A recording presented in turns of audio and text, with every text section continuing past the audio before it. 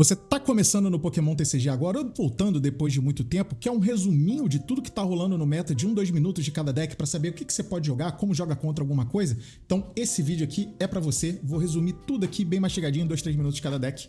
Bora lá!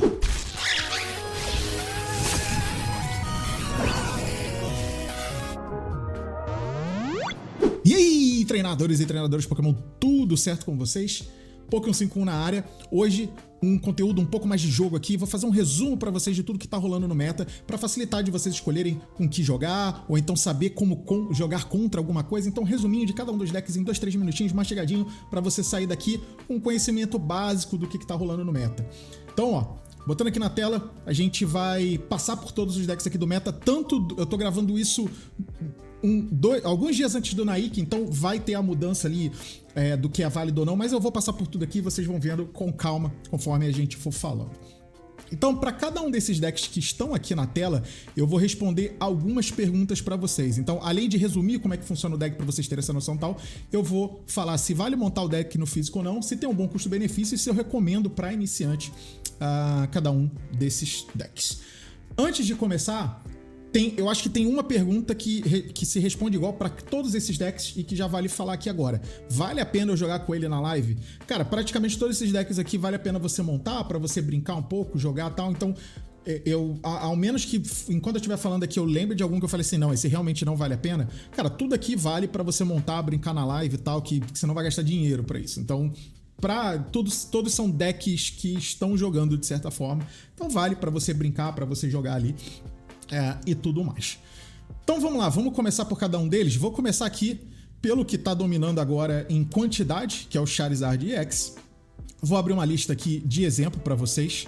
Esse site aqui que eu estou usando, pessoal, é o Limitless TCG. Depois eu pego aqui para mostrar para vocês como é que funciona num outro vídeo. Então, abri só uma lista de exemplo. Como é que funciona basicamente o Charizard X? Hoje, o Charizard X usa o próprio Charizard como principal batedor e usa o Pidgeot como apoiador, muitos deles também hoje em dia acompanhado com o Bibarel.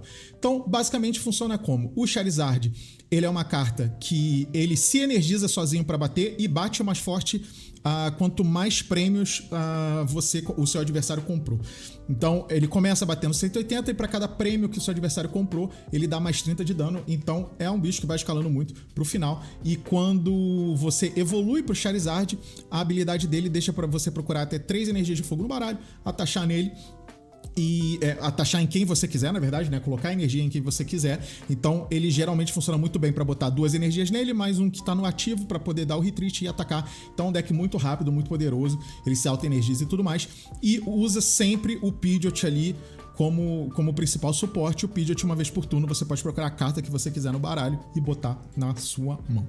Então, esse é o básico do deck. Um deck muito forte, foi o deck que eu joguei no regional, um deck que eu já tô bem acostumado a jogar. Ele usa aqui alguns outros suportes, como o Luminion para buscar um apoiador específico, usa o Rotom ali para fazer compra no começo do jogo. Geralmente ele roda com Prime Catcher, é o mais comum, mas hoje em dia tem bastante gente rodando com capa também.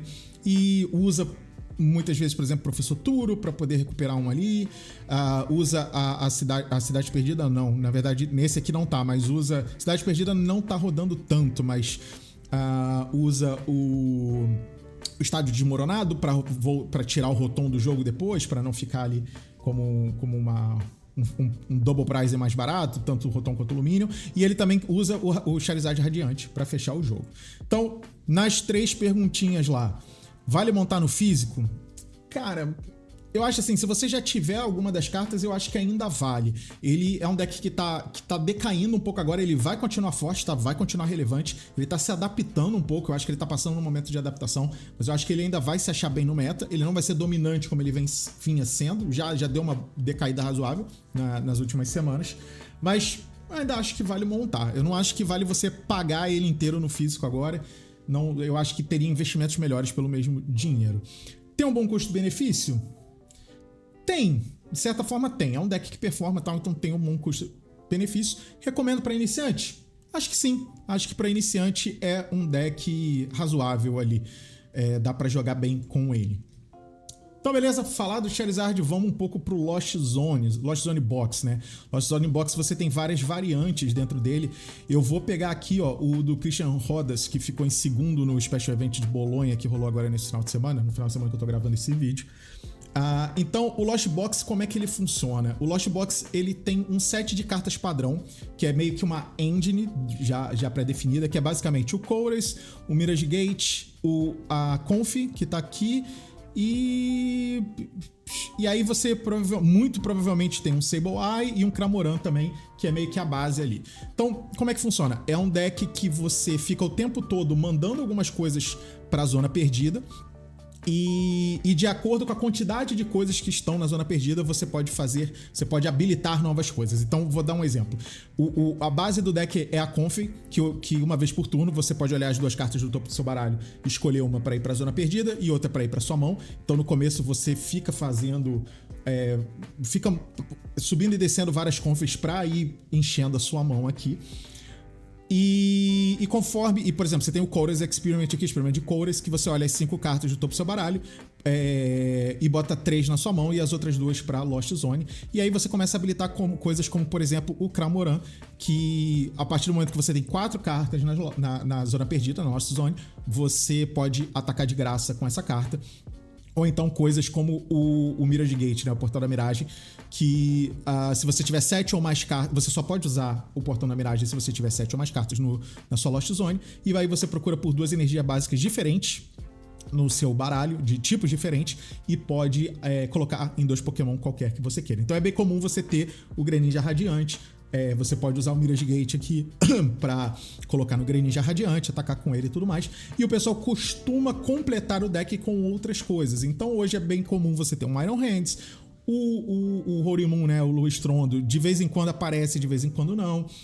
Tem gente colocando agora o Rupa. Então ele é uma base ali formado de mais ou menos umas 16, 20 cartas, que todo mundo vai ter, a grande maioria vai ter, e dentro dessa base depois você vai variando, botando uma coisa ou outra. Já tem Lost Box com Charizard Radiante, tem Lost Box com Dragapult, que tá rodando agora também, vou falar mais lá na frente quando eu for falar do Dragapult. Então ele é uma base muito, muito sólida, que você pode montar vários decks diferentes dentro dele. Então assim, quem costuma jogar com Lost Box, costuma ficar com ele e costuma ir variando dentro desse Lost Box. Então vamos lá, as 3 perguntinhas. Vale montar no físico? Vale, acho que vale, mas complemento respondendo as outras 3 perguntas. Tem um bom custo-benefício? Sim, tem um bom custo-benefício. A base do deck, dependendo do que você for adicionar, ele pode ficar mais pesado, como por exemplo, se você for adicionar o Mãos Férreas hoje, que é bem comum, ele sozinho já tá bastante caro. E recomendo para iniciante? Não. Acho que de todos os decks que eu vou falar aqui, esse é o que eu menos recomendo para iniciante, porque ele é um deck que você precisa o tempo todo ficar tomando decisões, e você precisa conhecer muito do jogo e muito do que você tá jogando contra para você tomar essas decisões de forma correta, porque uma vez que você manda uma carta pra zona perdida, você não tem como recuperar. Então é um deck extremamente difícil para iniciante. Eu não tô falando isso para desencorajar as pessoas de jogarem Lost Box. Lost Box é um dos arquétipos mais fortes que a gente tem no jogo agora. Ele existe há bastante tempo já e vai ficar pegando top até o último dia da pré-rotação dele. Mas é um deck muito difícil. Então, se você tá começando, eu acho que é uma maneira meio penosa de você começar no jogo. Eu acho que você tem outras maneiras um pouco mais fáceis de aprender um pouco melhor o jogo antes de ir pro Lost Box. E uma coisa que também eu esqueci aqui, vou comentar em alguns, assim, quando for um pouco mais fácil, que é qual uma boa estratégia para jogar contra esse baralho. Quando você tá falando de Lost Box, tem 2 coisas principais. Não é que se você fizer isso você vai ganhar, mas tem 2 coisas principais que você tem que prestar atenção. Primeiro, ficar sempre ligado no Greninja, a partir do momento, principalmente quando você vê que a pessoa pode chegar ali a 7 cartas na zona perdida, porque ele pode em um turno energizar o Greninja e atacar o seu banco. Então o Manaphy é muito importante, e também o Jirate, porque você tem o Sableye, que também a partir de 10 cartas na sua zona perdida, ele coloca até 9 contadores de dano no seu banco. Então, tem que prestar atenção nisso. Você tem que conseguir proteger o seu banco, porque o seu banco costuma ficar vulnerável com esse deck. E disrupção de mão. Sempre que possível, dar uma Iono, alguma coisa assim, um Juiz ou coisas do gênero, porque uma Roxane, porque esse é um deck que depende muito de ter a mão cheia, principalmente no começo. Então, sempre que você conseguir disruptar a mão de uma pessoa jogando com Lost Box, geralmente você tá atrapalhando ela em algum nível. Então, sempre que estiver jogando Lost Box, pense em maneiras de tentar disruptar a mão do seu oponente, de tentar mudar o que tá na mão dele. Show. Vamos pro próximo. Nosso próximo deck aqui, Chien-Pao Baxcalibur. É um deck que tá bem famoso ultimamente no meta. Tem algum aqui de campeão fácil aqui pra eu abrir pra mostrar pra vocês? Deixa eu ver. Campeão não tem nenhum rápido aqui, mas tem vários bem posicionados. Deixa eu pegar uma lista aqui pra mostrar pra vocês. Ó, do Fabrício Inga Silva. Cara, ele é um deck bem fácil de explicar. O seu principal atacante é o Chien-Pao. Então, o Chien-Pao, ele tem uma habilidade que, se ele tiver no ativo, você pode procurar uma vez por turno até 2 energias de água no seu baralho e colocar na sua mão. E o ataque dele, o Hail Blade, esqueci como é que é o nome em português, por 2 energias de água, você pode descartar qualquer quantidade de energia de água desse Pokémon e o ataque vai dar 60 de dano para cada carta que você descartou dessa forma. E aí, se você não conhece, você vai se perguntar, pô, mas não é muito difícil você botar muita carta aqui? Aí que vem o principal companheiro dele, que é o Baxcalibur. O Baxcalibur, ele tem uma habilidade, Super Code, que quantas vezes você quiser no seu turno, você pode atachar qualquer quantidade de energia de água da sua mão para um dos seus Pokémon. Então, quantas vezes você quiser, você pode baixar quantas cartas você quiser de energia de água para um dos seus Pokémon no jogo. Então, basta você ter essas cartas na mão. Então, é um deck que tá jogando bastante, foi campeão há pouco tempo atrás, tem ótimos jogadores jogando com ele. E aí ele complementa com bastante coisa, ele depende muito da recuperação de energia superior, vai bem com a Cypher Maniac porque ele sempre roda Greninja, Irida é muito forte nele, depende muito das Rare Candies, porque ele geralmente vai montar os Baxcalibur ao longo das Rare Candies e tudo mais. Então é um deck bem interessante, bem proeminente hoje em dia no meta. Então vamos lá, vale montar no físico? Eu acho que ainda vale. Eu acho que ele vai entrar numa disputa forte agora com a mudança do formato com o Raging Bolt, né, o Raio Fúria Ogerpon, que eu vou falar dele mais pra frente, mas mesmo assim eu ainda acho que ele vai se manter um deck relevante. Tem um bom custo-benefício? Sim, tem um bom custo-benefício. Ele não é super caro, o mais caro que você vai encontrar aqui, por exemplo, nessa lista, beleza, o Iron Hand especificamente é caro, mas ele não é mandatório hoje no Baxcalibur, no Chien-Pao, dá pra jogar sem ele de certa forma. E o que vai ter de mais caro é o Prime Catcher aqui, a Ace Spec, é a melhor que tem, assim, eu acho que é bem discutível qualquer outra Ace Spec, pelo menos que existe até hoje, não vejo a Prime Catcher anos-luz de todas as outras aqui. Se vocês tiverem alguma outra ideia ali de Ace Spec que funcione no Chien-Pao, eu sinceramente não vejo nada muito diferente disso. Recomendo para iniciantes? Sim, recomendo. É um deck fácil para o iniciante, apesar que é um deck que tem bastante profundidade, principalmente estatística de como que você pode jogar, o que fazer primeiro e tal. Então, assim, é um deck muito bom que é fácil para jogar para quem tá iniciando, mas ao mesmo tempo dá para você dar muita profundidade para ele e entender qual a melhor ordem de você sequenciar as suas jogadas, porque isso faz muita diferença para você ser um bom jogador de Chien-Pao. Então, eu acho que é um ótimo deck por isso, porque você consegue evoluir como jogador, sendo um deck barato, você ainda consegue evoluir como jogador dentro dele, porque tem bastante coisa a aprender em diferentes níveis dos jogos. Como derrotar? De novo, não significa que isso aqui vai resolver e vai te fazer ganhar a partida toda hora, mas muitas vezes mirar nos Baxcalibur do seu oponente uma das principais estratégias ali, porque sem ele não vai conseguir ficar energizando. Você também ter, por exemplo, uma ou mais Eres no seu deck que você consiga remover deles as recuperações de energia superior e as super varas, é uma coisa que ajuda bastante. Earthen Vessel também, né? Esqueci o nome do Earthen Vessel, mas essa carta aqui são coisas que dificultam ele de pegar as energias necessárias para que ele possa fazer as jogadas.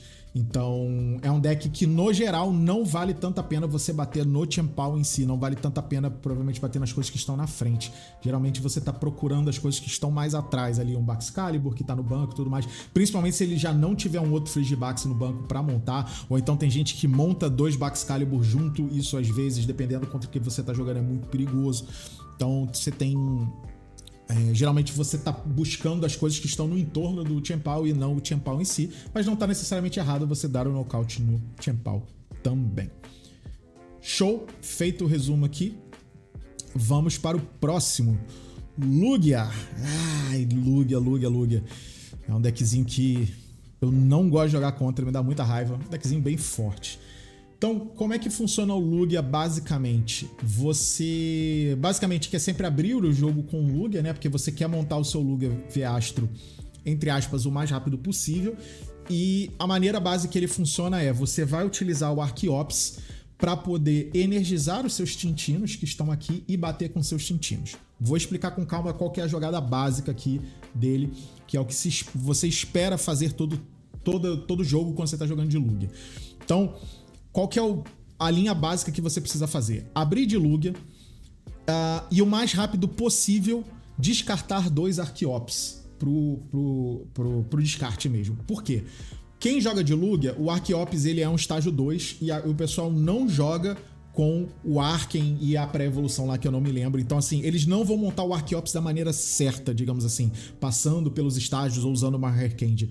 Como é que funciona? Eles querem descartar o Arqueops, porque eles estão bem interessados nessa habilidade aqui que eu já vou explicar.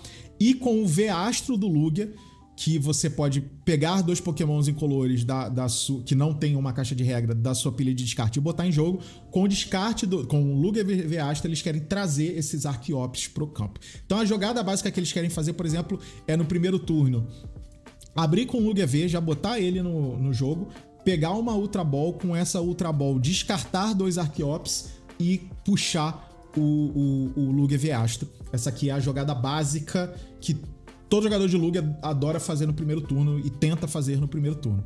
Porque aí o que acontece? No segundo turno, você evolui pro Lugia V-Astro, traz os seus Arqueops na mesa e aí você começa a montar os seus Mintinos e Tintinos. O que os Mintinos e Tintinos fazem? O Mintino tá aqui só para ser o estágio o básico mesmo.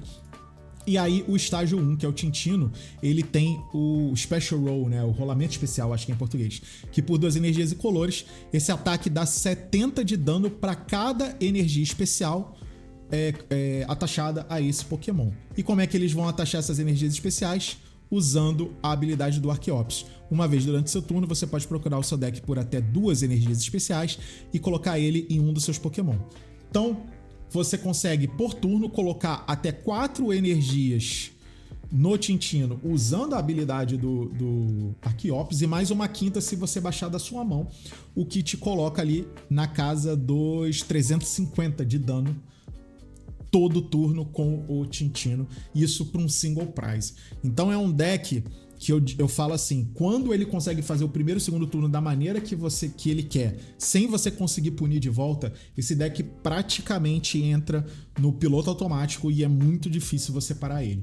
Então o Lugia, ele geralmente ou perde para ele mesmo, de não conseguir fazer os primeiros turnos da forma que ele quer, ou se você conseguir punir muito rápido, eu vou falar um pouco disso quando falar de como ganhar desse deck.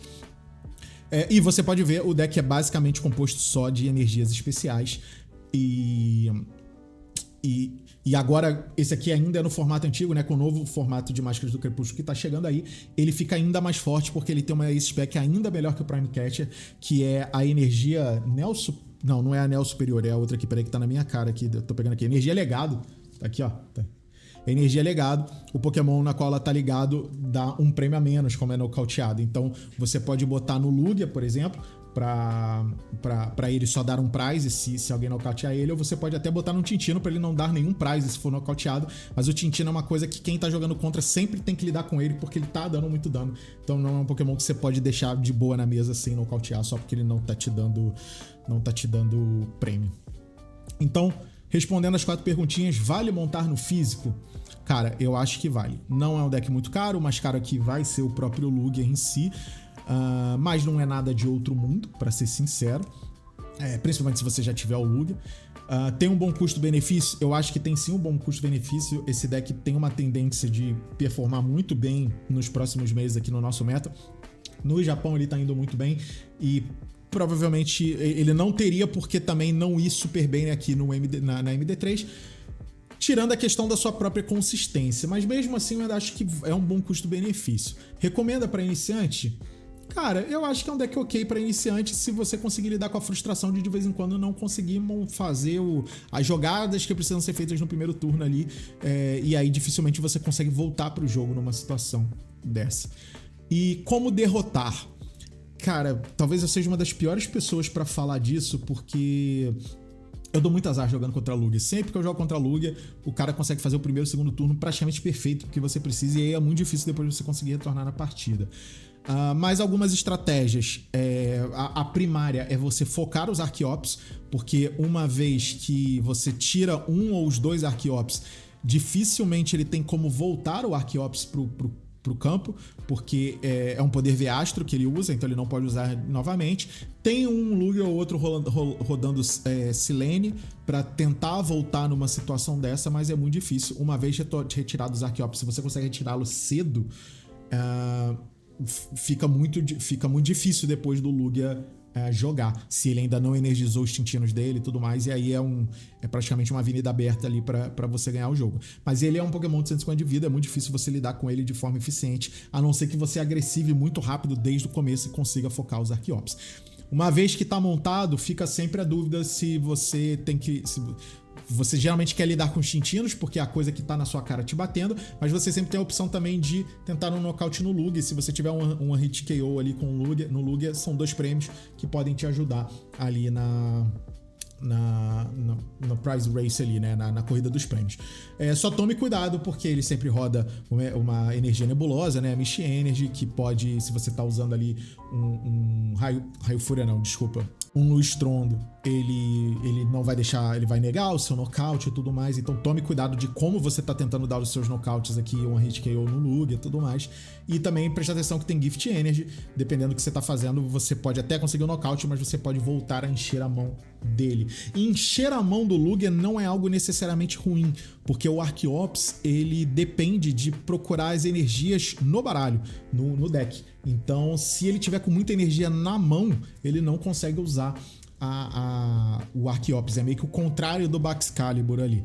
Então, é uma estratégia meio bizarra também de você tentar ganhar, encher muito a mão do oponente para que ele não tenha tanta energia no deck. E geralmente deck single prize também tem uma certa vantagem contra o Lugia, porque aí ele depende de muitas energias para conseguir passar pelo seu deck inteiro, e aí as energias especiais não tem muito como voltar pro deck. Então pode ser que você esgote as energias dele ali antes dele conseguir pegar os 6 prizes de você. Mas é um deck que eu particularmente tenho muita dificuldade de jogar contra ele. Indo pro próximo deck aqui, vamos falar de Arceus. Arceus é um deck que geralmente, vocês podem ver até aqui, ó, já que ele geralmente é montado junto com outra coisa. Dificilmente o Arceus vive sozinho, mas tem alguns arquétipos dele vivendo sozinho aqui. Então vou só dar alguns exemplos para vocês. O mais comum é o que a gente chama de Arctina, né, que é o Arceus com a Giratina V-Astro. Então, vou mostrar aqui para vocês, deixa eu abrir aqui na imagem.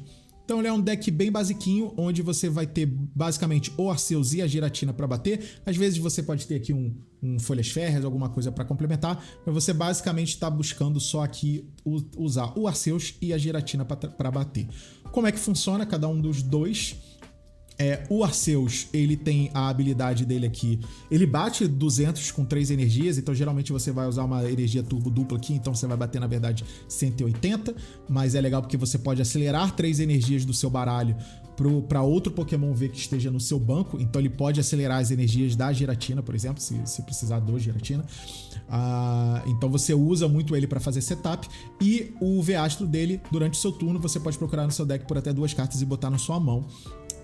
E depois embaralhar o seu deck. Então ele ajuda se você estiver muito bricado, mas quando a gente está falando de Arctina, geralmente você quer tentar guardar o seu poder V-Astro para usar o Star Requiem da Giratina. Eu sinceramente não me lembro o nome em português agora, mas é que se você tiver... Você pode usar somente esse ataque se você tiver 10 ou mais cartas na sua zona perdida. Aí depende, né? Se você tem como botar 10 cartas na sua zona perdida. Geralmente a Arctina não tem tanto.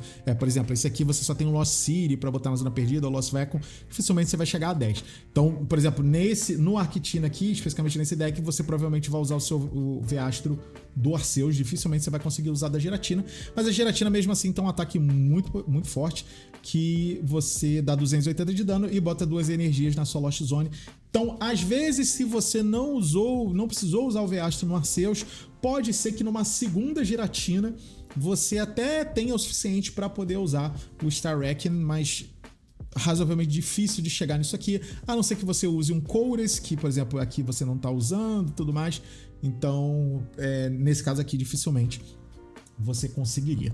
Esse é um dos arquétipos, só para mostrar rapidinho alguns outros que tem. Vou mostrar alguns outros bem básicos. Hoje em dia, Arceus Armarouge, que é um deck de controle, tá rodando aqui de vez em quando.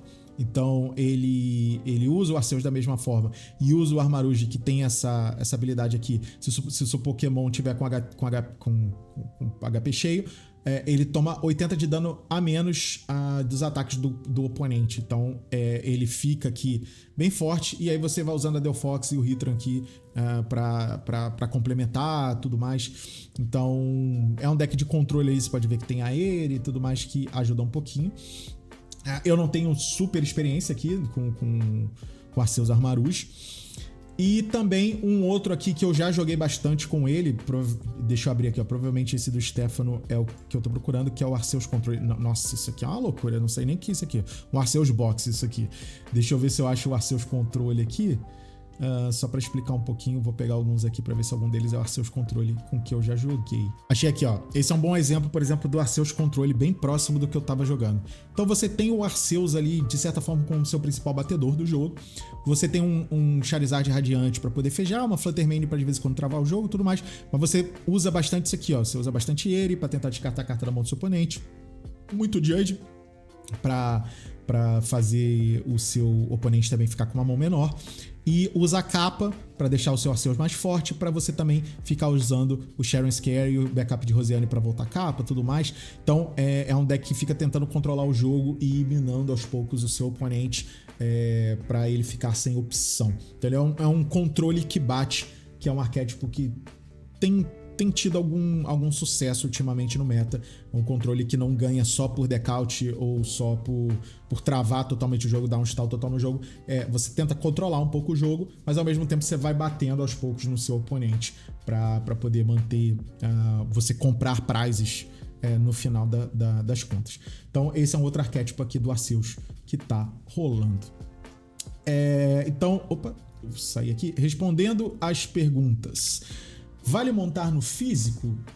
Eu acho ok, cara. Eu não seria uma das minhas primeiras opções, apesar de eu ter um Arceus Controle montado no físico. Não seria uma das primeiras opções, mas também não teria um argumento muito forte contra. Então, se você gosta do Arceus, gosta dessa maneira de jogar, ou de uma dessas maneiras de jogar que eu apresentei, é uma opção.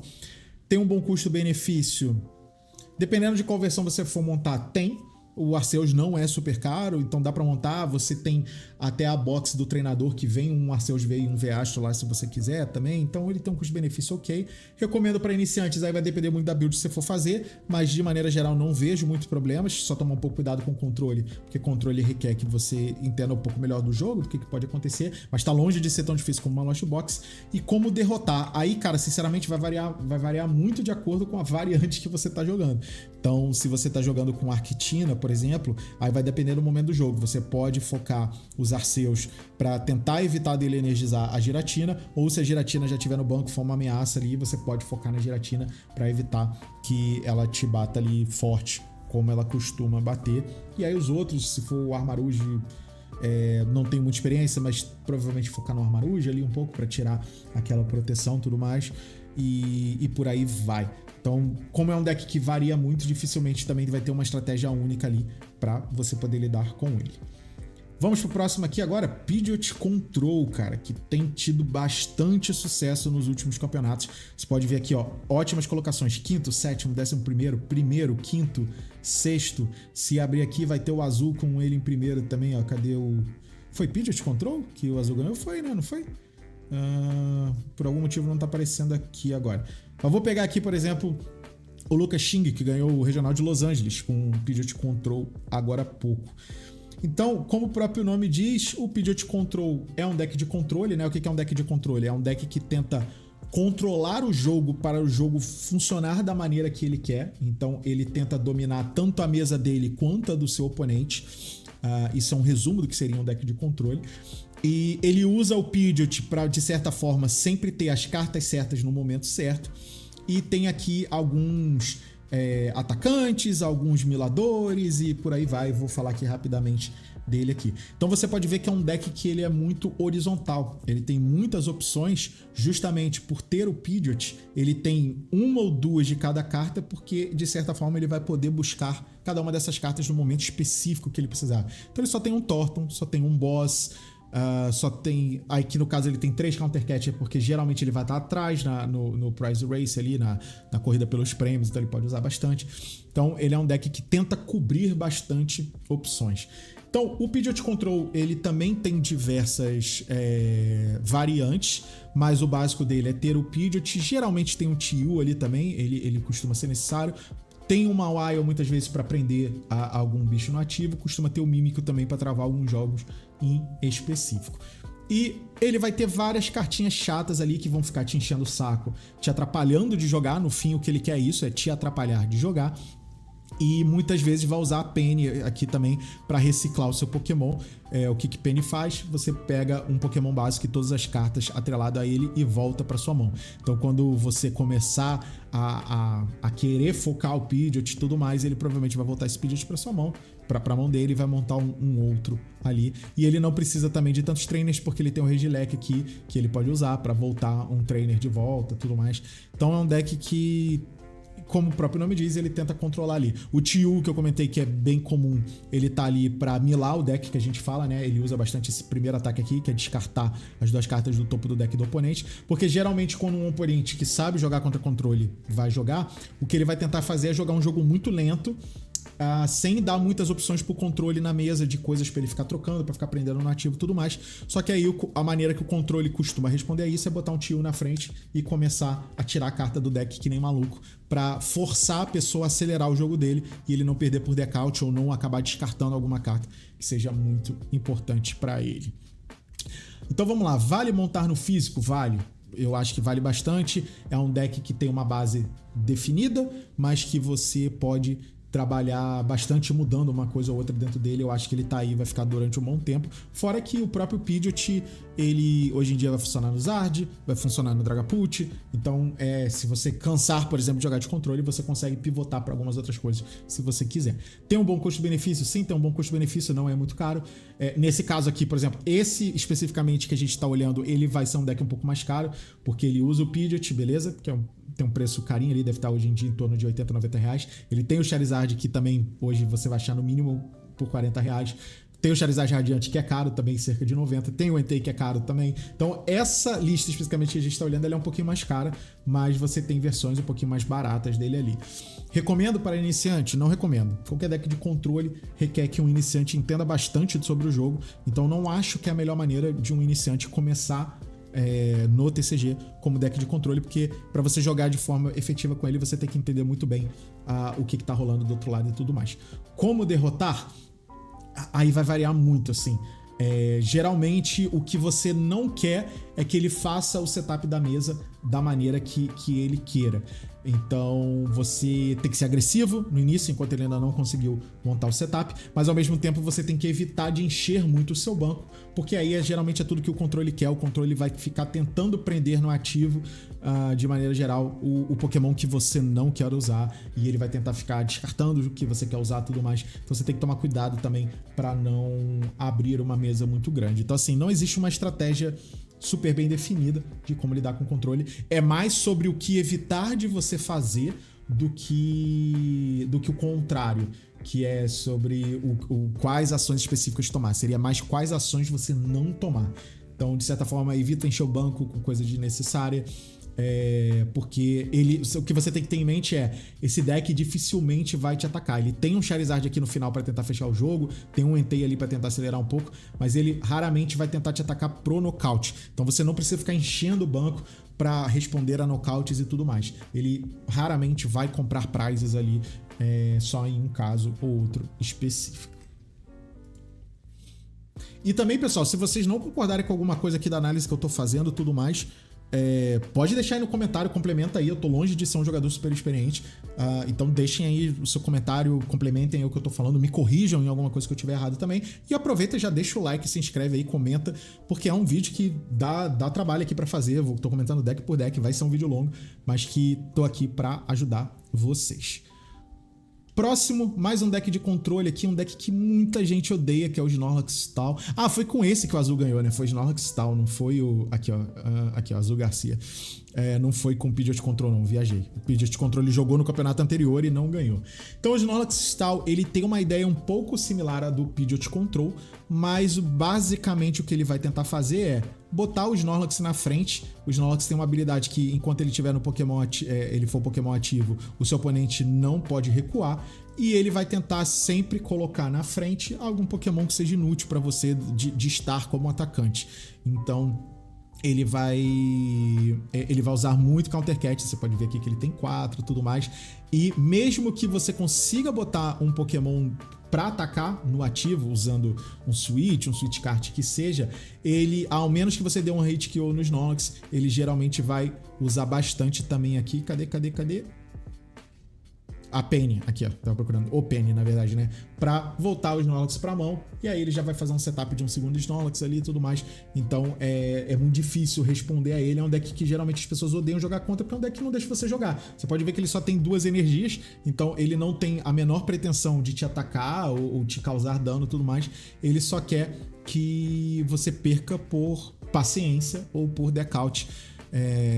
E ele sempre vai ter uma mão muito grande, vai tentar fazer uma mão muito grande, e tome cuidado de você, se você tentar partir pra tentar dar um deckout nele, dificilmente você vai conseguir, porque a maioria deles roda o Pidgeot V, que é uma carta que uma vez durante seu turno, se esse Pokémon tiver no seu banco, você pode colocar ele e todas as cartas ligadas a ele de volta no seu baralho. Então ele é um loop infinito para você nunca tomar deckout ali, a não ser que você consiga prender esse Pidgeot em algum momento que volte para você o turno e você conseguir sniper ele, mas é muito difícil você conseguir fazer isso. Um bom jogador não vai te dar essa oportunidade.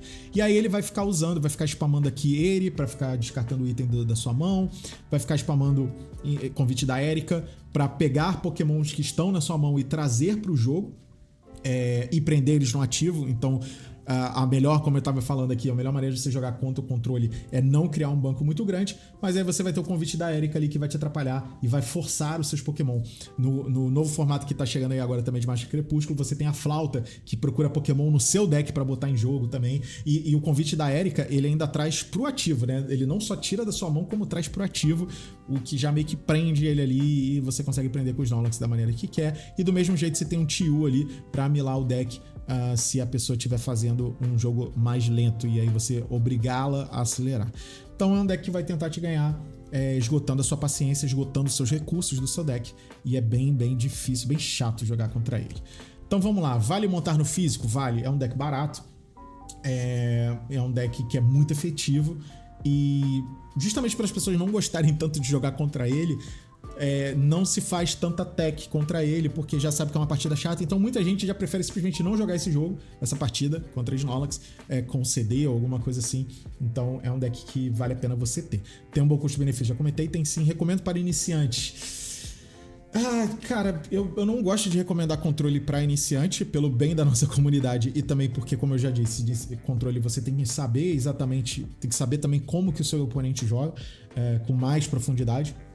Mas talvez dos decks de controle seja o mais fácil de você jogar, porque a estratégia não muda tanto dependendo do que você tá jogando contra.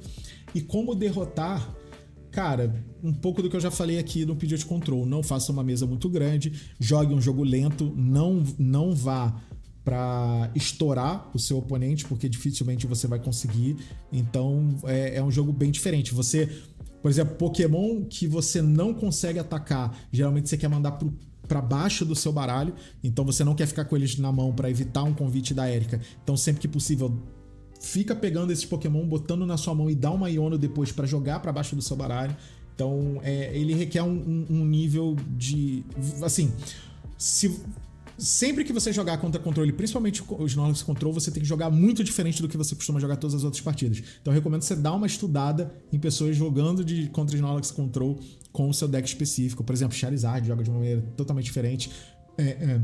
Geralmente você quer se dar o nocaute com o Charmander para que você aumente o poder do Charizard e conseguir dar um hit KO nos Snorlax, tá? Uma coisa muito louca, assim, não vale a pena eu explicar aqui agora nesse vídeo que eu tô tentando fazer muito rápido. Então vamos lá, continuando, vou tentar acelerar um pouco e os últimos decks não vou falar tão a fundo, porque senão esse vídeo vai ficar gigante. Giratina, eu já comentei sobre a Giratina quando eu tava falando lá do Arctina, Mas outro arquétipo mais comum até, talvez, ou era mais comum no passado da Arctina, é junto com o Lost Box. Deixa eu pegar aqui um deck qualquer, ó. Pronto. Então, cara, se você quer saber mais ou menos como funciona, é meio que juntando a minha explicação de Lost Box junto com a minha explicação de Arctina. Então, basicamente, você vai usar a engine do Lost Box para montar a sua zona perdida. Então olha ali, volta aqui o vídeo para a parte que eu falo de Lost Box, que eu falo um pouco sobre isso. No começo ele vai bater de Cramorant, ele vai tentar fechar o jogo com Sableye, muito provavelmente, e ali no meio ele vai ficar te batendo com Giratina, seja com o impacto perdido aqui, o Lost Impact, ou então, uma vez por jogo, também pode usar o poder V-Astra ali, que dá um nocaute automático em algum Pokémon que esteja nativo. Geralmente ele vai atrás do seu Double Prize aqui com isso. Então é um deck bem comum, bem simples de jogar, assim, bem direto. Tirando a questão de que ele é um deck de Lost Box, ele é bem direto de jogar. Então vamos lá. Vale montar no físico? Sim, acho que vale. Mas já indo para a segunda pergunta, tem um bom custo-benefício? Eu acho que tem um bom custo-benefício, mas é um deck caro. Principalmente por causa da Giratina. Giratina ainda tá muito caro. Hoje, cada Giratina V-Astro hoje tá, acho que por volta de R$120. Então ele é um deck caro. Então o custo-benefício dele é assim, ele tem um ótimo benefício, mas ele também tem um custo alto. Então ainda acho que ele tem um custo-benefício bom. Mas se você tiver que comprar todas as Giratinas, vai ser um custo alto. Recomendo para iniciante? Mais ou menos. Eu diria assim, como eu já disse, né? Eu não recomendo o Lost Box em geral para iniciantes. São as duas contra-recomendações que eu tenho para iniciante, Lost Box e controle. Mas assim, se você quer começar a jogar com Lost Box, talvez o Giratina Lost Box seja o mais fácil para você começar, porque ele é o mais direto, assim, mais straightforward. Você não tem muita invenção no deck. Ele é um deck que dentro da lógica do Lost Box, ele vai numa direção quase que única, diferente dos Lost Box Salada, onde você tem várias saídas diferentes dentro do mesmo deck e tudo mais. Então, se você quer começar a jogar com Lost Box, o Lost Box China geralmente é a melhor opção. Como derrotar? Tem muito a ver com o que eu falei lá com o de Lost Box. Tome cuidado no começo do jogo, tente evitar de que ele encha muito a Lost Zone na medida do possível. Então no começo, se você conseguir snipar umas confis, é uma coisa interessante. Fica sempre ligado na contagem de quantas cartas tem na Lost Zone do seu inimigo, para que você consiga reagir, saber quando ele vai poder usar um Cramorant, saber quando ele vai poder usar um Sableye. E também o próprio poder da Giratina, quando ele ativar. Então assim, sempre mantenha o controle de quanto o seu oponente tem na Lost Zone e qual a chance dele aumentar, o quanto que ele pode aumentar isso no próximo turno, para você já meio que prever quais possíveis jogadas ele pode ter ali. E o que você vai procurar fazer é disruptar a mão, como eu já falei. Lost Box, geralmente a principal jogada contra o Lost Box é sempre que possível acertar a mão do Lost Box, porque pensa o seguinte, ele precisa de uma mão grande para poder fazer suas jogadas, e ao mesmo tempo ele geralmente monta a mão usando a conf. Então isso é o que? Além dele ter uma mão grande, ele tem cartas selecionadas na mão. Metade dessa mão grande, ele escolheu aquela carta em detrimento de uma outra. Então você jogar essas cartas pro fundo do baralho, provavelmente são cartas que são valiosas para ele. Então contra Lost Box é sempre disrupção de mão, sempre que possível. Beleza, vamos para o próximo aqui. Giratina, Dialga, que é um deckzinho bem interessante. Vou pegar aqui o do campeão, cadê? Tem um tempo já.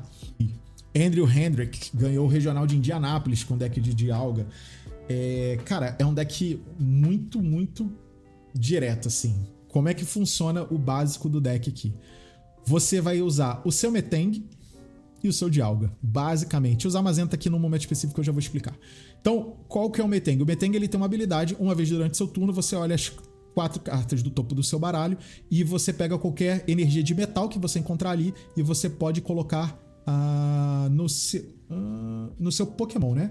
Nos seus Pokémon da maneira que você quiser. Então, olha as 4 do topo, a quantidade de energia de metal que tiver ali, você pode colocar nos seus Pokémon da maneira que você quiser, sem contar como energia do turno para você. E por que você precisa disso? Porque o Dialga bate com muita coisa, ele precisa de muita energia para bater. Então, ele tem aqui o Metal Blast, que custa só uma energia de metal, mas ele dá 40 mais de dano para cada energia de metal que tiver ligada a seus Pokémon. Então ele pega tudo que tem de energia de metal, tanto no próprio Dialga, que provavelmente está no seu ativo, e quanto que está no banco, e dá 40, mais 40 para cada energia que tiver ali. E tem o poder dele V-Astro, que é o grande chamariz desse deck, que ele dá 220 de dano, ele custa 5 energias, 4 de metal e 1 incolor, dá 220 de dano, mas quando você usa esse poder, você joga um turno a mais logo depois de usar esse poder. Então é um deck muito interessante, que tem uma mecânica muito própria, que é em algum momento do jogo você pode jogar 2 turnos, e dependendo de como você montar o jogo, por exemplo, você pode pegar 4 prizes seguidos fazendo isso aqui. Então ele tem algumas técnicas bem legais para jogar e tudo mais. Inclusive, há alguns dias atrás estava rolando um campeonato que, por exemplo, estourou o tempo, e aí quando estoura o tempo você só tem mais 3 turnos para jogar, né?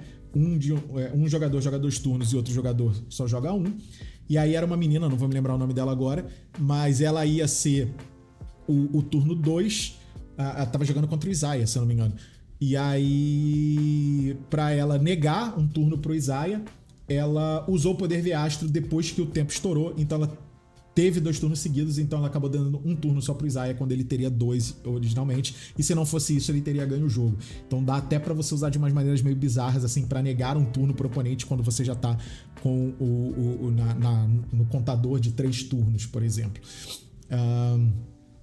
E, bom, ele basicamente funciona assim. Aí ele tem os Zamazenta de vez em quando como quer dizer, eles quase sempre tem os Zamazenta, ou sempre tem os Zamazenta, pra retornar um KO com um single prize. Então geralmente é pra você não fazer ali o 2-2-2, que a gente fala de prize. Você, depois de tomar um nocaute no Dialga, você volta com os Zamazenta, geralmente, que ele dá 100 de dano, mas dá mais 120 se um Pokémon foi derrotado no último turno. Então ele bate 220 por 3 energias. Um Pokémon single prize é uma batida muito forte aqui. O deck é basicamente isso, e você pode ver aqui, ó, que ele depende disso, e tem, nesse caso aqui, ó, 15 energias. Então ele quer sempre ter muita energia no deck, porque ele quer sempre acertar os Metengues. Então você monta uma mesa, geralmente a sua mesa é composta de 3 Metengues, um Dialga no ativo, um Dialga no banco, e mais um Zamazenta pra responder. Aí, beleza, de vez em quando muda, você pode ter ali um Greninja Radiante, geralmente você vai ter 2 Metengues e mais alguma coisa, um Greninja Radiante, um Mew EX e tal, só pra você ter poder de compra ali também. É um deck bem legal, ele tem performado bem, apesar de não ter tanta gente jogando com ele. Então, vale montar no físico? Sim, eu acho que vale, não é super caro. Tem um bom custo-benefício? Eu acho que tem. Recomendo para iniciante, eu acho que é um deck ok para iniciante, não é minha top recomendação para iniciante, mas é um deck que eu acho que é ok, não tem muitas dificuldades para iniciante. Talvez só você ter essa noção de qual que é o melhor momento de você usar o seu poder V-Astro, e você ter noção também de como filtrar o deck para ter mais chance de acertar os seus Metanks, e como derrotar. Cara, é bem parecido um pouco com a ideia do Chien-Pao, muitas vezes é focar o Metang para evitar de ele energizar os Dialgas, os Zamazentas e tudo mais, mas dependendo do contexto, às vezes é você dar um boss no outro Dialga que tá no banco, que ainda não tá montado. Então o que você tem que ter noção é isso. Às vezes é muito custoso montar um Dialga, e aí você tenta jogar em volta disso, ou removendo a habilidade de montar, ou então tentando trazer para ativos Pokémons que ainda não estão prontos para bater, ainda não estão montados. E também, às vezes, você deixando no ativo um single prize para que o Dialga pense 2 vezes se ele quer usar o Star Cronos nesse turno ou não, porque muitas vezes você queimar esse poder V-Astro para só comprar 2 prizes, geralmente é uma coisa bem ruim pro Dialga, assim, é um desperdício bem grande ali de energias. Então é uma das maneiras também de você tentar circundá-lo. Fora que um ponto muito importante dele, né? Estamos num meta que o Chien-Pao ainda é muito importante, e ele bate dobrado no Chien-Pao. Esse é um ponto bem importante desse deck. Show! Ancient Box é o último que eu vou explicar a fundo. Os outros eu vou fazer um pequeno resumo aqui, até porque alguns deles eu vou voltar depois. Então, Ancient Box. Cara, esse é um deck bem interessante, ó. Vou pegar aqui, ó, do Gabriel Pérez, que ganhou o Special Event do México com ele. Então, como é que funciona? Qual que é a base do Ancient Box? Ele usa muitas cartas aqui, ó, que estão como essas aqui, ó, que estão marcadas como carta Ancient, né, que é ancestral em português. A gente chama aqui no Brasil de Ancestral Box. Como é que ele funciona? Ele basicamente funciona na base desse Lustronda aqui, o Lustronda Baby que a gente fala. que ele tem esse ataque aqui, Vengeance Flashing, agora eu não vou lembrar, Flecha da Vingança, talvez em português, não me lembro. Que esse ataque dá mais 10 de dano para cada carta ancestral que tiver na sua pilha de descarte. Então ele é um deck que vai, um pouco como o Charizard, ele vai se fortalecendo conforme o jogo vai passando. O Horii vai batendo, o Luistron vai batendo cada vez mais forte, com a diferença que ele é um deck single prize, né? Então é um deck que quem tá jogando contra precisa matar 6 Pokémon pra conseguir, porque você não tem nenhum double prize. Tem algumas versões que tem um Luistron DX, que aí beleza, é um double prize, mas ele tá ali mais só pra alguns momentos específicos. Então ele é um deck que, por exemplo, é o único deck hoje em dia que faz sentido você usar o Guia do Explorador, que você olha as 6 cartas do topo do seu baralho, bota 2 na sua mão e descarta as outras 4. Então é uma carta muito bizarra, mas que pra esse deck funciona muito bem, porque você vai enchendo o seu descarte. Tem gente que ainda joga ele com Coraidon também, tal, mas hoje eu diria que não é a maneira mais correta de se jogar com ele. Então é um deck que você quer encher a sua pilha de descarte para cada vez ficar batendo mais forte com o Luistron do Baby. Então é um deck que tem de ser muito rápido. Então vamos lá, vale montar no físico? Sim, vale bastante montar no físico. Eu acho que esse deck ainda vai sobreviver durante muito tempo. Hoje ele é de longe o melhor single prize que a gente tem, e decks single prize sempre são interessantes, sempre tem o seu lugar no meta. Tem um bom custo-benefício, tem um ótimo custo-benefício, um ótimo. Por exemplo, essa lista aqui que vocês estão vendo agora na tela é bem barata, principalmente porque está usando o Tambor do Despertar, que é uma Ace Spec também que basicamente só funciona nesse deck, que é você compra uma carta para cada Pokémon ancestral que você tiver no campo. Mas hoje em dia é bem comum a galera usar o Prime Catcher também, nesse aqui. Aí se você for usar o Prime Catcher, beleza, fica um pouco mais caro. E tem alguma spec da nova coleção que agora eu não tô me lembrando, da que tá pra sair, que também vai funcionar bem aqui. Agora me fugiu qual que é. É um estádio que o Pokémon sem caixa de regra não pode tomar dano. Essa vai ser uma spec muito boa, muito boa pra esse deck também. Então tem um bom custo-benefício, tem um ótimo custo-benefício. Recomendo para iniciantes, recomendo demais. Esse aqui para mim é o top 2 deck para você montar como iniciante ali, porque ele é barato, ele não é difícil de você entender como é que joga, ele é efetivo.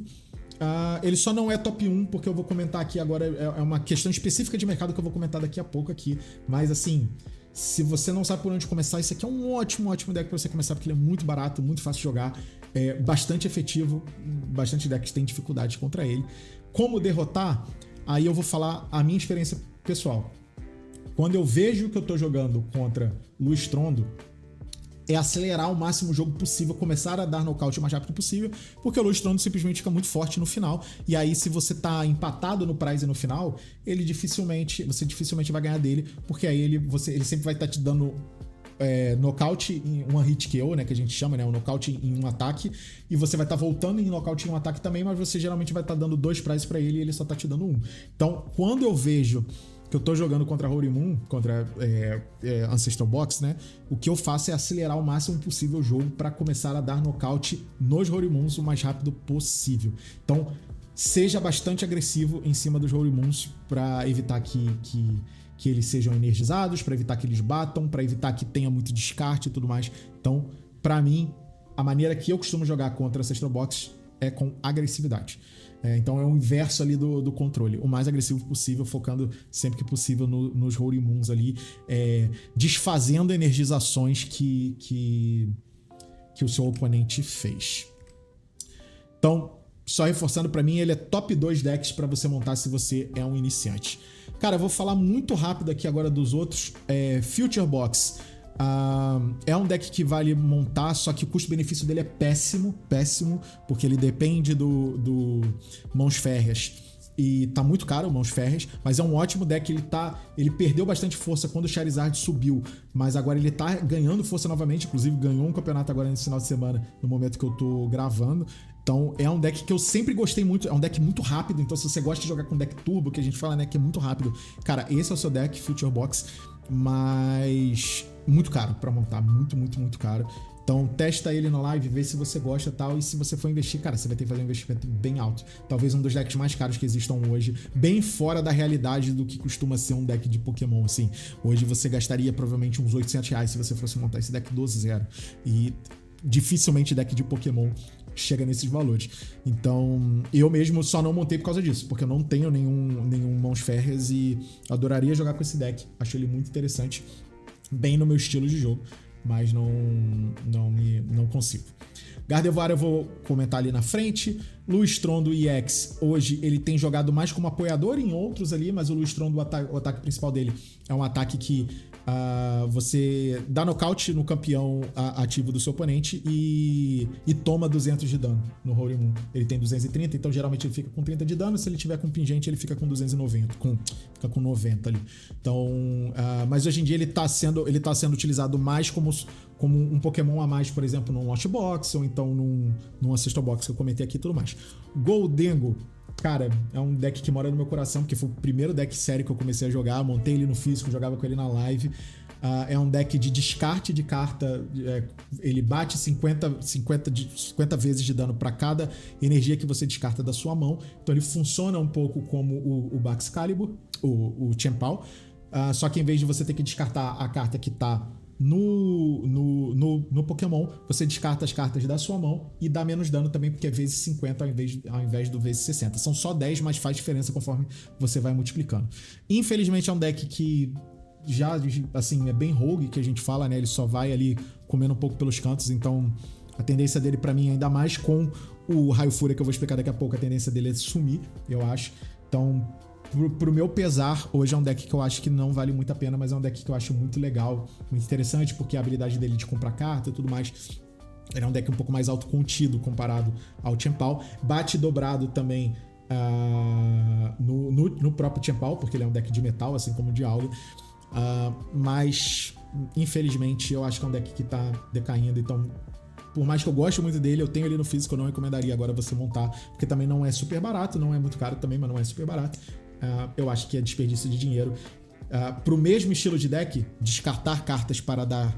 Descartar energia para dar X vezes o dano, para hoje em dia você tem o Chien-Pao e o Raio Fúria, que eu vou comentar daqui a pouco, muito mais efetivos, assim. Então, infelizmente, não vale a pena. Raio Fúria eu vou comentar daqui a pouco. Banette, um deck de controle. Vi um pouco ali de luz em alguns campeonatos, mas também só come por fora. Spatra é um deck engraçado de jogar. Eu tenho um Spatra montado também no físico, mas ele viu sucesso muito mais pela subida do Charizard, porque ele bate dobrado no Charizard, do que ser um deck confiável por si só, sozinho, assim. Dá pra jogar, eu acho um deck legal. O principal ponto dele é que a Spatra aumenta em 1 o custo de energia para atacar tanto o seu quanto do seu oponente, e ela bate X vezes a quantidade... X não, ela bate mais 30 para cada energia que tem atachada tanto no seu Pokémon quanto do seu adversário. Então ele alimenta o ataque da própria habilidade dele, que faz o seu adversário ter que ter uma energia a mais para atacar. Great Tusk Mew é um deck de 1000 que a gente fala, que é um deck de você ficar descartando o deck do seu oponente. Então, se você gosta desses decks que é para vencer de deckouts, que a gente chama, que é você ficar jogando fora as cartas do seu oponente no descarte, esse é um bom deck, também muito baratinho, muito fácil de montar, tudo mais, mas não vê tanto sucesso. E esses outros dois aqui, Feraligatr e Ticaton, sinceramente, não vale a pena.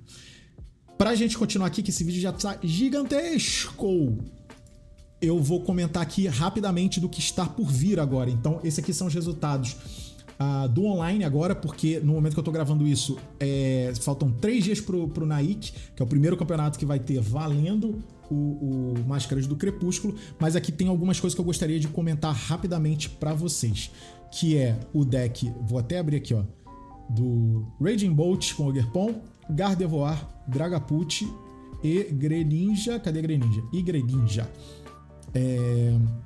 Então vamos lá. Cara, Raging Bolt, por enquanto, tem sido, nesse momento, o principal deck dessa nova coleção.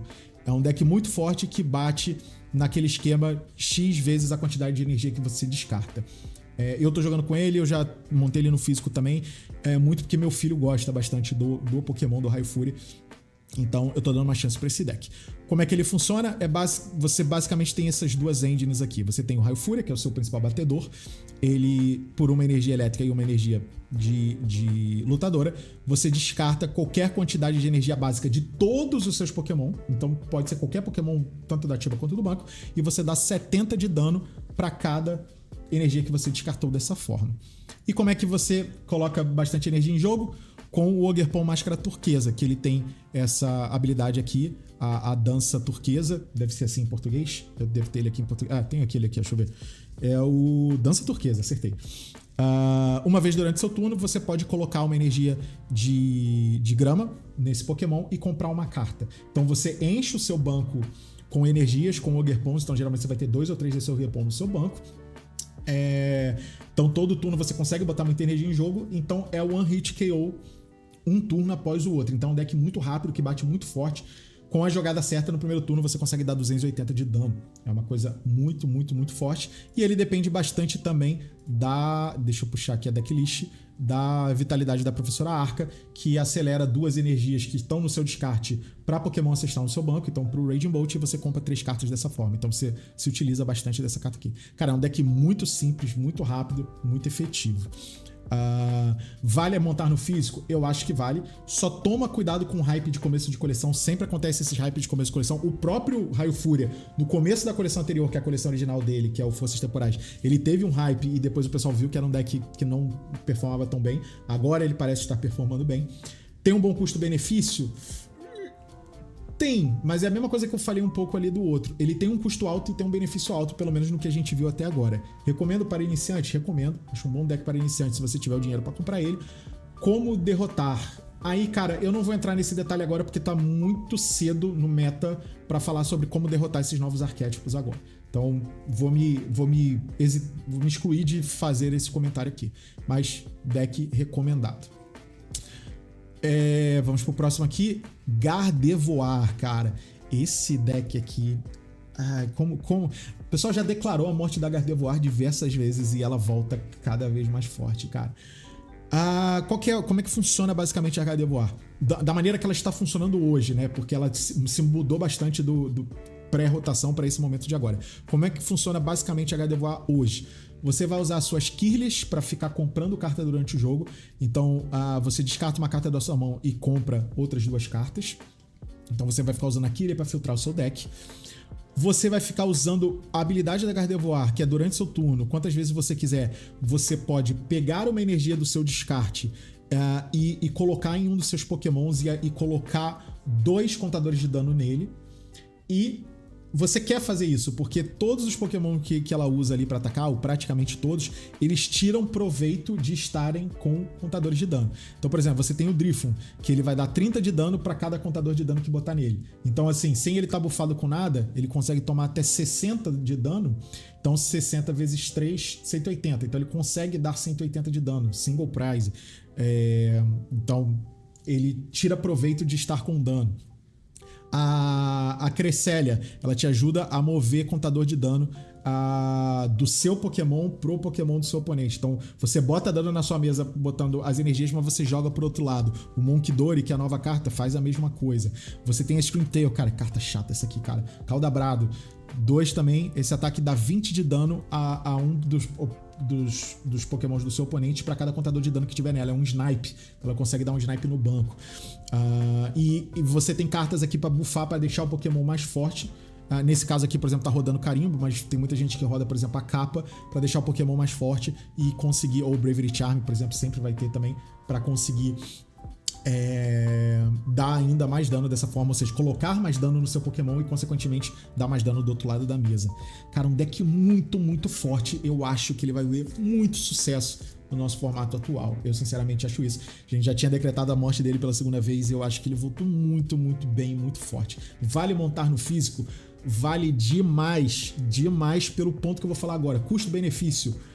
Ótimo custo-benefício, porque Copag está trazendo esse mês pra gente uma box fechada com esse deck quase completo. Ele tem as Gardevoir que você precisa, ele vai ter o Drifloon que você precisa, ele vai ter, se eu não me engano, o Caldabrado que você precisa, vai ter os Pingentes que você precisa, só não vai ter aí esse spec uma carta ou outra. Então, e isso vai custar por volta de R$100. Você vai achar ali esse deck por R$100. Então, cara, ótimo custo-benefício por causa desse produto lacrado, um dos melhores decks lacrados que chegaram no último ano pra gente. Ótimo deck lacrado, talvez o melhor desde o 1000 VMAX. Recomendadíssimo para iniciante, não é um deck difícil de jogar e é barato para você comprar, porque você consegue comprar ele quase pronto numa caixa fechada da Copag.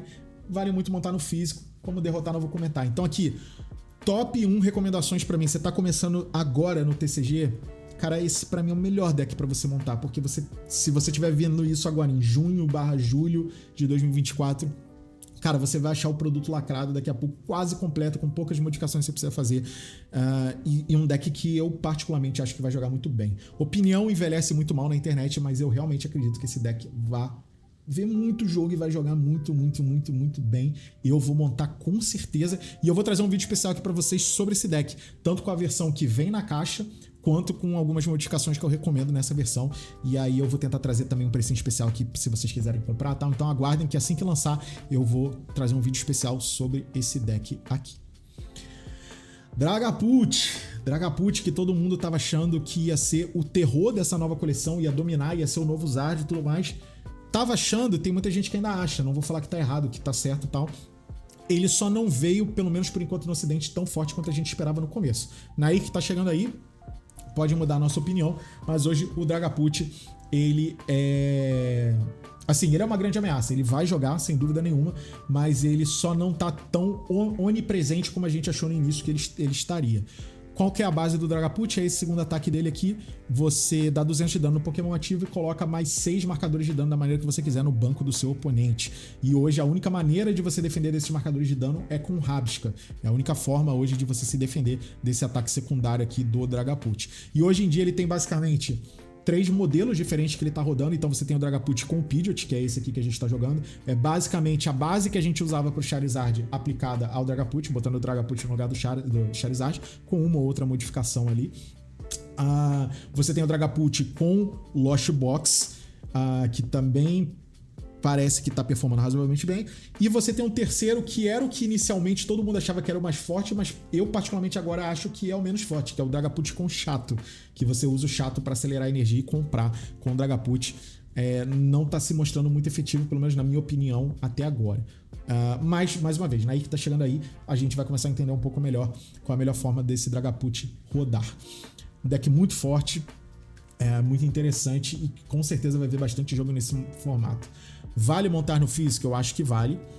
Tem um bom custo-benefício. Assim, vale a partir do momento, só pra dar vale montar no físico? Vale. Vale você ter um deck Dragapult físico. Qual dos 3 a gente ainda não sabe. Se por acaso você já for um jogador um pouco mais veterano, que tem a base do Chato, e tem a base do Lost Box, e tem a base do Pidgeot, aí beleza, aí é tranquilo porque você pode pivotar da maneira que você quiser. Agora, se você for comprar o deck inteiro pela primeira vez, talvez não seja o melhor momento, porque a gente ainda tá entendendo qual que é a melhor maneira de rodar esse deck.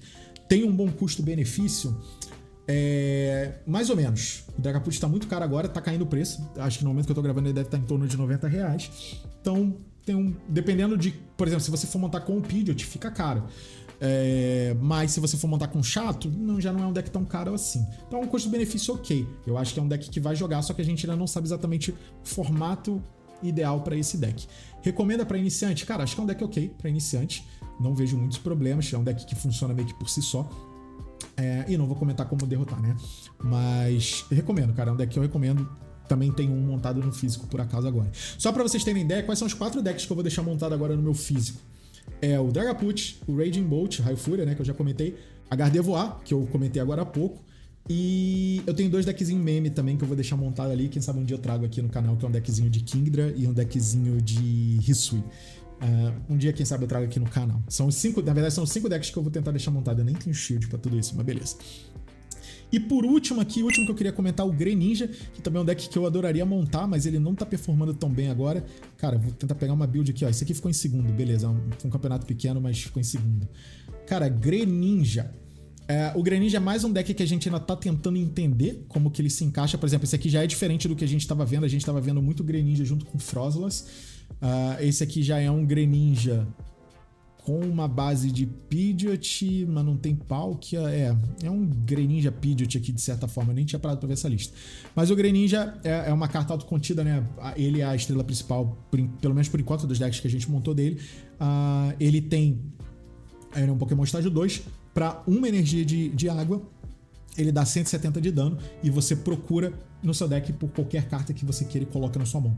Então, muito, muito forte, principalmente se você for ver junto com o Pidgeot, né? Você faz 2 searches no seu deck na sua mão no mesmo turno. Um no meio do turno e outro no final do turno, já fazendo setup pro próximo.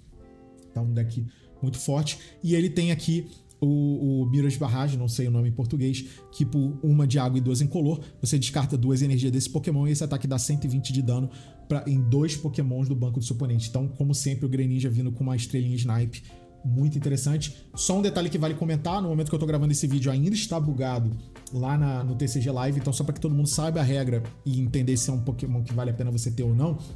Hoje, se você energiza ele com uma energia de água e uma Double Turbo, uma DTE, no live, quando você descarta o Double Turbo, ele dá os 120 de dano nos 2 Pokémon. Essa regra está errada, tá? A maneira certa de você jogar isso é o dano, ele resolve antes do descarte. Então, no momento que você for dar o dano, a DTE teoricamente ainda está atachada ao seu Greninja, apesar de eu saber que o live não está fazendo desse jeito. Mas o certo é isso. Então, assim, se você for jogar no físico, tenha noção que se você for usar a Double Turbo Energy, a DTE, pra atacar com esse Greninja o segundo ataque, ele vai dar 100 de dano e não 120, como está acontecendo hoje no live. Então, é interessante vocês terem isso em mente. Então vamos lá, vale a pena montar no físico? Eu vou responder essa pergunta um pouco diferente. Eu acho que vale a pena você ter um Greninja no físico, porque eu ainda acho que é uma carta que vai ver bastante jogo. Mas a gente tá longe de entender qual que é a lista que ele funciona bem. Então, infelizmente, ele ainda tá bem fraco de maneira geral. Tem um bom custo-benefício sim, porque ele tá ficando barato mesmo no começo de coleção, então não sei se é necessariamente o melhor momento de comprar. Eu chutaria que talvez sim, justamente pelo pessoal ainda não ter descoberto como que ele joga bem. Ele tá num preço que eu acho que depois, se a gente descobrir uma maneira muito louca de jogar muito bem com ele pode, sei lá, alcançar um preço de um mãos férreas maluco da vida, 120, 150 reais. Então talvez já seja um momento de você, talvez, garantir uns 2 ou 3 dele ali. Recomendo para iniciante. Cara, eu acho que é ok. Como eu disse, a lista ainda não está resolvida, então a gente não tem certeza se recomendaria aqui, dependendo da lista, para iniciante ou não. Eu já tinha acabado de gravar, mas voltei aqui porque eu tinha certeza que eu estava esquecendo algum deck, cara. Eu esqueci aqui desse deck que é muito interessante para iniciante, que é o do Deepling, ó. Deixa eu mostrar aqui. Tinha esquecido de falar dele e eu sabia que eu estava esquecendo de algum deck, cara. Então deixa eu pegar um aqui só para mostrar rapidamente para vocês como funciona. Pode ser esse aqui, ele não vai ter muita diferença entre ele. Então, esse deck aqui do Deepling, ele funciona basicamente da seguinte maneira. Ele depende dessa carta e do festival. Aqui, ó. Então, você tem o Deepling, que tem o líder, acho que é líder de festa em português, que ele tem uma habilidade que toda vez que o Festival Grounds, que é festa alguma coisa em português, que é um estádio, tiver em jogo, esse Pokémon pode atacar 2 vezes. E também usa o Tuaki, que fala que uma vez durante seu turno, se o Pokémon ativo tem a habilidade Festival Lead, né, que é essa habilidade aqui do Deepling, você pode procurar o seu deck por uma carta e botar na sua mão. A mesma habilidade do Pidgeot. A diferença é que se você tiver 3 Tuaki, você pode usar essa habilidade 3 vezes no mesmo turno, um para cada Tuaki. E o estádio em si, que é praticamente inútil, talvez no próximo formato ele se torne um pouquinho mais útil, porque a Máscara de Nebulosas vai ter muita coisa relacionada ao Pokémon estar envenenado.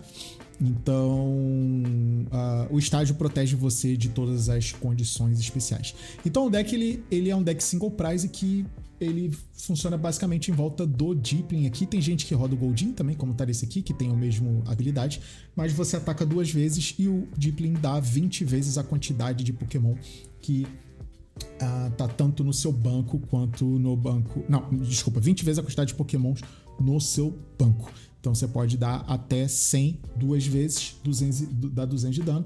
Aí se você bota aqui, por exemplo, um cinturão, você dá mais 50 de dano, então você vai dar 300 de dano em um turno só, tal. É um deck muito interessante, deckzinho single price. Respondendo as perguntas, vale montar no físico? Vale demais. Assim, vale demais principalmente pela questão do custo-benefício. Muito barato montar esse deck, muito, muito, muito baratinho. com, sei lá, R$20 provavelmente você monta a base do deck, tirando a Ace Spec. Recomendo para iniciante, recomendo muito, muito fácil jogar com esse deck, muito barato, muito facilzinho. Então é um ótimo deck para montar, como um deck ali que, cara, você não vai ganhar grandes coisas e tal, provavelmente, pelo menos da maneira que a gente tá vendo agora, mas que é muito, muito barato para você começar a jogar e, cara, você não deve gastar nem R$100 para montar esse deck aqui, dependendo de qual esse spec você vai botar. Por exemplo, essa build que a gente tá vendo aqui na tela agora, eu chutaria que ela não custa nem R$100. Depois eu posso até montar para ter uma ideia, mas isso aqui deve custar em torno de talvez uns R$50, R$40, talvez esse deck, se bobear até menos. Se bem que o Hiperaroma tá saindo por 30. Deve estar saindo ali por uns R$50, R$60. Então, top 3 deck, é o terceiro deck do meu top 3 decks que eu recomendo para iniciantes nesse momento. É esse deck aqui do Deepling. Beleza? Então, pessoal, agora só para resumir aqui tudo que eu falei, eu só queria deixar claro aqui para vocês. Top 3 decks que eu recomendo para iniciante. Primeiro, o deck da Gardevoir, por conta do ponto que eu comentei de tá saindo o produtinho lacrado, tal, praticamente pronto, muito forte o deck. Com pouca modificação que você precisa fazer. Então, para mim, top 1 de recomendação tá começando hoje no TCG, em junho, julho aqui de 2024. Recomendo você comprar o deck lacrado da Gardevoir que tá saindo agora e jogar a partir dele. Para mim, é a maior recomendação, melhor custo-benefício. O segundo que eu recomendo é o do Ancestral Box, que eu mostrei aqui um pouco mais cedo, single price, não muito caro, de forças temporais e tal, talvez só um pouco mais caro ali a esse spec, assim como o Gardevoir. E o terceiro que eu recomendaria, não tão forte quanto esses dois que eu comentei agora, mas muito, muito barato e ainda assim razoavelmente efetivo, é o deck do Applin. Cadê ele aqui? Do Deepling, que tá aqui, ó, na 25ª colocação aqui, deckzinho do Deepling que eu mostrei, talvez não tão efetivo quanto esses outros, mas longe de ser fraco também. E, ó, ele tá com um win rate aqui de 39%, é mais ou menos, né, contra o da Gardevoir aqui agora que tá de 52%, é um dos maiores win rate nesse momento. Mas é um deck que, mesmo assim, é divertido, é extremamente barato, então tranquilo de você montar ele. E só pra relembrar quais são os decks que eu tenho montado no físico, que eu vou jogar agora. Eu tinha um Charizard, por exemplo, que eu desmontei nesse momento, cansei um pouco de jogar com ele, joguei bastante. Então nesse momento eu vou ter o Raio Fúria, já tá montado aqui, chegaram os últimos que estavam faltando, tá aqui, até aqui na minha frente, ó, tem que colocar lá no meu deck.